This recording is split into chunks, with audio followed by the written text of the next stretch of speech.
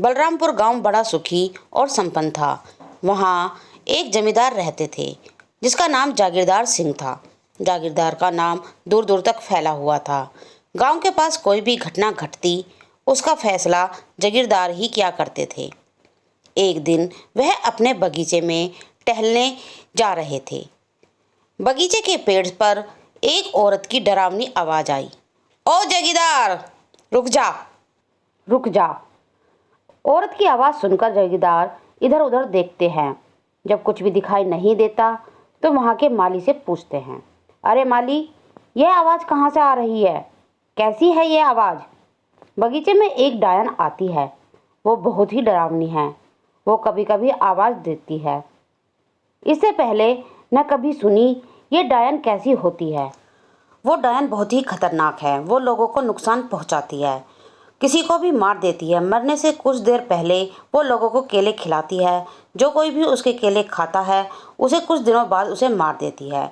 जागीरदार माली की बात सुनकर थाने में जाता है और डायन की सारे करतूत सुनकर उसके खिलाफ दरोगा से FIR लिखने को कहता है। जागीरदार साहब, आप ये कैसी बातें कर रहे हैं? कोई डायन वायन नहीं होती। गांव वाले निर्दोष औरतों को डायन कहकर मार देते हैं। ये तो केवल भ्रम है। वैसे भी कानून डायन को नहीं मानता। इस प्रकार दरोगा जमींदार की बिना रिपोर्ट लिखे भेज देता है। एक दिन रात में डायन बगीचे के पेड़ को लेकर उड़ जाती है।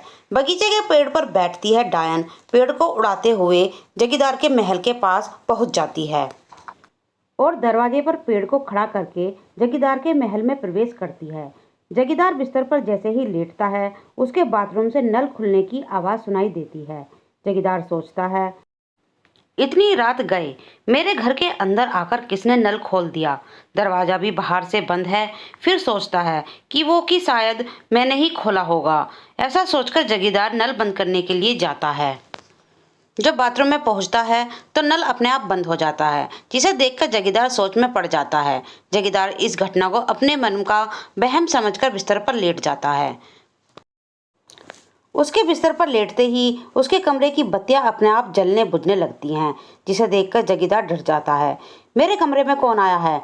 मेरे सामने आओ। इतनी जल्दी क्या है? जागीरदार, अपनी मौत को इतनी जल्दी क्यों बुलाते हो? मैं जब सामने आऊंगी तुम्हें कुछ ही देर बाद इस दुनिया की सैर कराकर मार दूंगी। उसे तू कहाँ से बोल रही है? नज़र क्यों नहीं आती? मेरे सामने आ, मैं तुम्हारे सामने आऊंगी, लेकिन तुम्हें मेरी एक शर्त माननी पड़ेगी। मैं तुम्हारी हर शर्त मानने के लिए तैयार हूँ। तो तुम अपने बेड पर पड़े हुए केले खाओ। ये केले तुम्हारे बगीचे के पेड़ है। ठीक है, ऐसा कहकर जागीरदार केला खा जाता है। जैसे ही वो केला खाता है उसे माली की बात याद आ जाती है कि डायन केला खिलाकर कुछ दिन के बाद केला खाने वाले को मार देती है। जागीरदार यह बात मन में सोच रहा होता है कि तभी डायन कहती है, तुम यही सोच रहे हो ना जागीरदार? मैं तुम्हें जैसे केला खिलाती हूँ उसे कुछ दिन बाद मौत के घाट उतार देती हूँ। समझ लो, अब तुम कुछ ही दिनों के मेहमान हो। मेरे खिलाफ तुम थाने में रिपोर्ट लिखाने नहीं जाते तो मैं तुम्हें नहीं मारती। तुम मुझे धमकी मत दो, मेरे सामने आओ। डायन जागीरदार के सामने एक सुंदर औरत का रूप बनाकर आती है और जागीरदार को पकड़कर खींचते हुए कमरे के बाहर ले जाती है। पेड़ के ऊपर जागीरदार को अपने साथ बैठाकर आसमान में उड़ जाती है।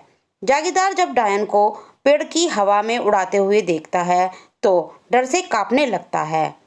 आसमान में डायन का चेहरा बहुत ही भयानक हो जाता है। वो पक्षियों को पकड़ पकड़ कर खाने लगती है। मैं तुम्हें इसी तरह मारकर खा जाऊंगी। अभी भी तुम्हें अपने महल ले चलूंगी जहाँ मेरी बहुत सारी सहेलियाँ रहती हैं। ऐसा कहकर रात में डायन जागीरदार को कोई पहाड़ी की तलहटी में बने भयानक खंडर में ले जाती हैं, जहाँ बहुत सारी डायन बैठकर आपस में बातें कर रही होती हैं। डायनों को देखकर जागीरदार डर जाता है। सहेली, अगली अमावस की रात को हमारा शिकार यही बनेगा। इसका मीठा मीठा मांस खाकर हम अपनी भूख मिटाएंगे। हाँ, इसका मांस खाने में बहुत ही मज़ा आएगा, लेकिन अभी इसे यहाँ से ले जाकर इसे महल में पहुँचा दो। कुछ दिन ये अपनी ज़िंदगी जी ले। जा, जी ले अपनी ज़िंदगी। सहेली की बात सुनकर डायन जागीरदार को लेकर पेड़ पर बैठती है और आकाश में उड़ जाती है। कुछ देर में जागीरदार का बगीचा आ जाता है। जागीरदार और पेड़ वहीं छोड़कर उड़ जाती है। जागीरदार बगीचे से घर की तरफ जाता है। सुबह ही गांव वालों के पास जाकर सारी घटना बताता है। हम तो बहुत दिन से उस डायन के बारे में जानते हैं। बहुत से लोगों को मारकर अपना शिकार बना चुकी है, तो अब मुझे भी मार डालेगी। मैंने भी उसके केले खाए हैं, अब तो आपको ज़रूर ही मारेगी। लेकिन जागीरदार साहब, आखिर इसका उपाय जाए, हम कब तक ये अत्याचार सहते रहेंगे? तुम ही लोग बताओ, हम क्या करें? बहुत दूर पहाड़ों पर तांत्रिक बाबा रहते हैं। अब बाबा इस डायन का उपाय कर सकते हैं। इस तरह गांव वाले आपस में बात करके जागीरदार को साथ लेकर तांत्रिक बाबा के पास जाते हैं। तांत्रिक बाबा पहाड़ों के बीच में समाधि लगाए मिलते हैं और गांव वालों की आहट पाकर अपनी आंख खोलते हैं। हे तांत्रिक महाराज, हम लोगों के ऊपर कृपा कीजिए। एक डायन हम गांव वालों को बहुत तंग कर रही है। मैं जानता हूँ वो डायन सिद्ध हो चुकी है। उसे मारना इतना आसान नहीं है। बहुत सी औरतों को मारकर उन्हें डायन बना चुकी है। वो डायन अकेले नहीं है। इतनी सारी डायनों का अंत करने के लिए हमें भी अनेक सिद्धियां करनी पड़ेंगी। तुम लोगों की मदद मैं अभी नहीं कर सकता। तांत्रिक बाबा, अगर समय रहते आप कुछ नहीं किए तो डायन हमारे जागीरदार को मार डालेगी। इस भस्म से गांवों को घेर देना, फिर डायन गांव के अंदर प्रवेश नहीं करेगी। लेकिन ध्यान रहे, गांव से बाहर निकलने पर वो हमला जरूर करेगी। गांव वाले भस्म लेकर गांव चले जाते हैं और गांव को भस्म से घेर लेते हैं। ये बात को पता चल जाती है। डायन गांव वालों पर क्रोधित हो जाती है। सारी डायनों को इकट्ठा कर गांव के घेर लेती है और आखिर कितने दिनों तक गांव से बाहर नहीं निकलेंगे। तांत्रिक बाबा अपनी सिद्धियों के बल पर गांव के हालात पर नज़र डाले हुए थे। अच्छा मौका देखकर तांत्रिक बाबा गांव की तरफ चल पड़ते हैं। हवा में उड़ते हुए आते हैं और डायन पर जादुई जल की बारिश कर देते हैं, जिससे सभी डायन धू धू कर जलने लगती हैं, राख हो जाती हैं और गांव वाले डायन से मुक्त होकर तांत्रिक बाबा की जय जयकार करने लगते हैं। दोस्तों, आज की मेरी ये कहानी यहीं समाप्त होती है। मेरी इस कहानी को इतना शेयर करें जिससे कि 2000 व्यू हो जाएं और 500 लाइक हो जाएं। और अगर आपको मेरी ये कहानी अच्छी लगे तो कमेंट में लिखकर ज़रूर बताएं, जिससे कि मैं आपको ऐसी ही नई नई कहानी लाकर सुनाती रहूं।